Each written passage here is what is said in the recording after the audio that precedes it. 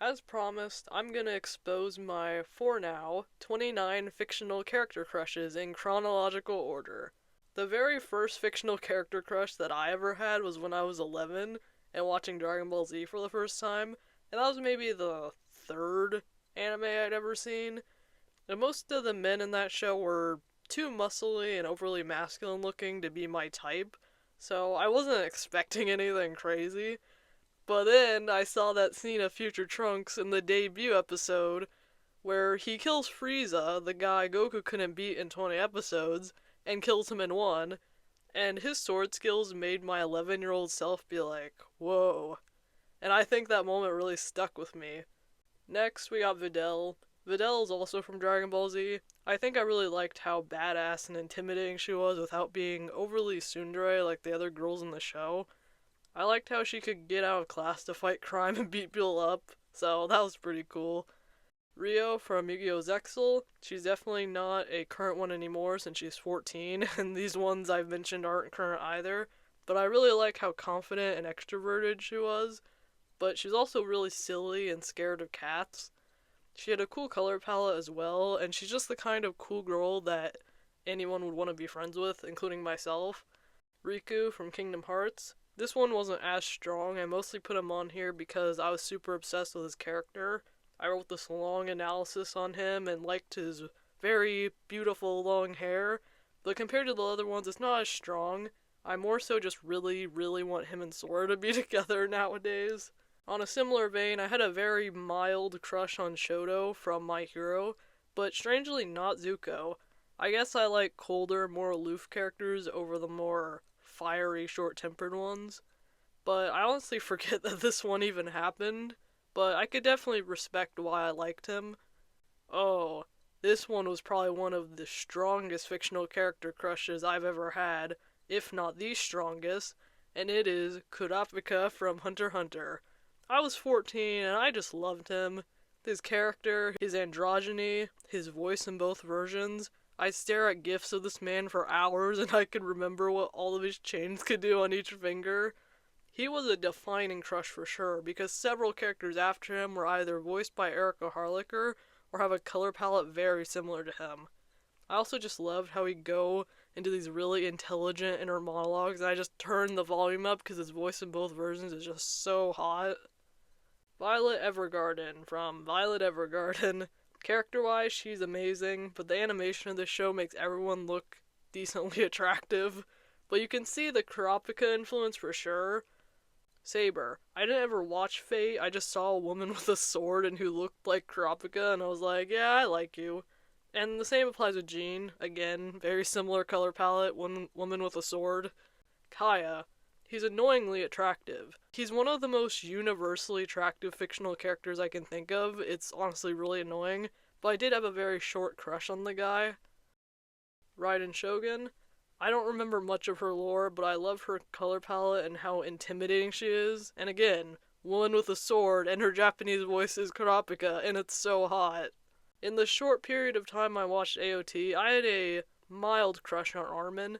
Yeah, not Levi, it was Armin. Not the short-haired one that everyone simped over. The Kurapika, nerdy-looking one who was pathetic but smart. Listen, I liked him before he was considered hot. I don't know what happens to him after season 1 because I never finished the show, but I remember I liked how he kind of represented how an average person watching AOT would react if they actually were in that situation.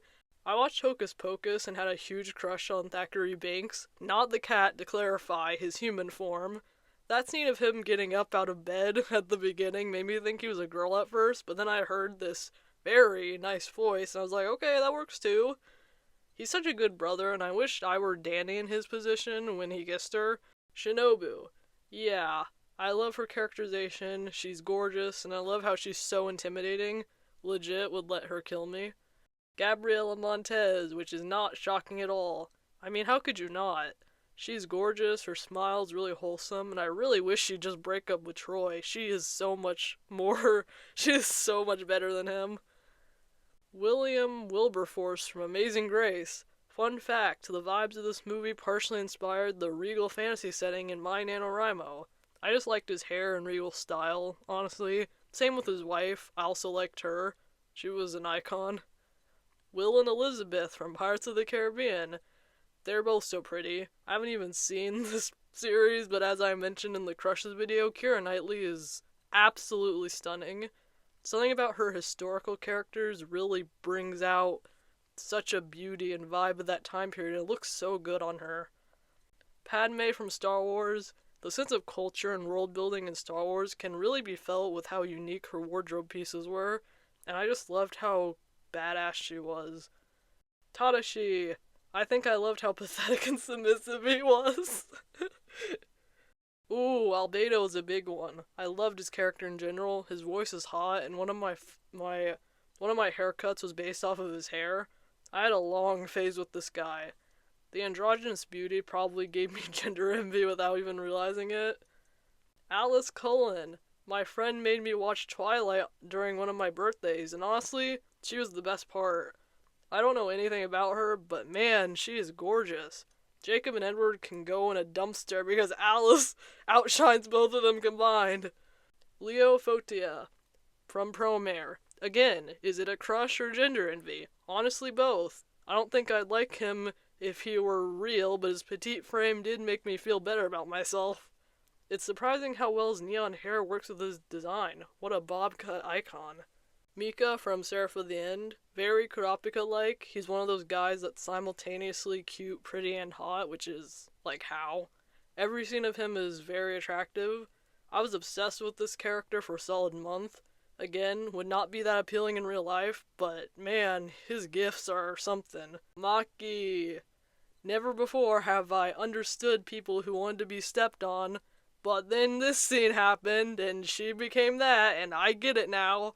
Unironically, I think I want her to just kill me. Like, oh my god. 𝔫𝔦𝔱𝔢𝔯. God, he's such an angsty mess, but his female form does something to me because, good lord, his voice in both forms is also just so good. I still haven't gotten into Six of Crows yet, but I still stand by that Wyland is adorable and pathetic looking. Joker. The duality of this man. Hello? His voice? I was almost him for Halloween this year, but I was Yuta instead. He has such a good outfit, and I'm still obsessed with this man, and I could make a whole analysis on him and about his relationship with Akechi and just, but like, he's so well designed. And that is all my fictional character crushes as of this video's release. If you stuck around to hear my rambles, thank you. I'm excited and nervous for the next fictional crushes I'll get into next year. But until next time, bye everyone, stay in tune.